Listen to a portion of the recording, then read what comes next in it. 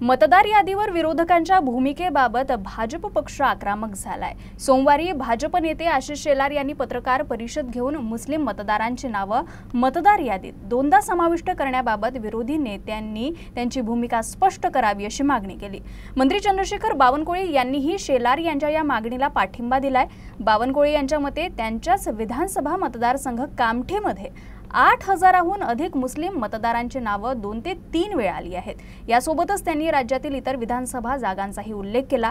बावनकुळे यांच्या मते मतदार यादीत ज्या वेगाने नावे समाविष्ट करण्यात आली ती नावे काढून टाकण्यात तितकी तत्परता नव्हती। आशिष शेलारनी लावलेला आरोप बरोबर आहे। मी सांगतो कामठीमध्ये, मी सांगतो मालेगावमध्ये, सिल्लोडमध्ये बऱ्यापैकी ठिकाणी म्हणजे काही ठिकाण तर असे आहेत लोकसभा आणि विधानसभेमध्ये की 600 मत काँग्रेस, 1 मत भाजपा। माझ्याकडे 75 बूथ कामठीमध्ये, त्यापैकी 65 बूथ असे आहे 600 मत काँग्रेस, 8 मत बीजेपी, 400 मत काँग्रेस, 14 मत बीजेपी, 65 बूथवर या पद्धतीचं मतदान झालं आहे।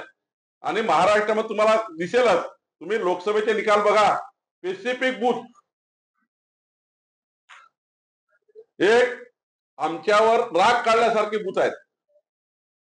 म्हणजे हिंदू धर्मीयाचे जे बूथ आहेत किंवा मागासवर्गीयाचे बूथ आहेत, या बूथवर हा राग दिसत नाही, पण एक प्रकारचा आमच्या विरुद्ध असा त्या ठिकाणी राग तयार करण्यात आला आहे जसे आम्ही सर्व धर्माच्या विरुद्ध आहेत।